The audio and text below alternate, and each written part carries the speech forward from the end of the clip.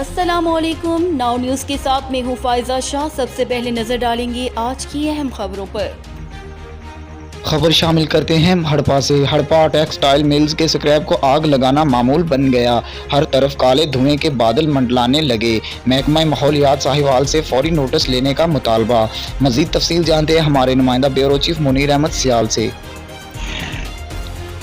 जी बिल्कुल, हड़प्पा मुबीना अतलात के मुताबिक बॉयलर के पड़े हुए पुराने टैंकों की गैस कटर से कटाई के दौरान टैंकर में आग भड़क उठी, जिसे बुझाने के लिए कोई मकामी सतह पर या इंतजामिया की तरफ से कोई इक़दाम न किए गए।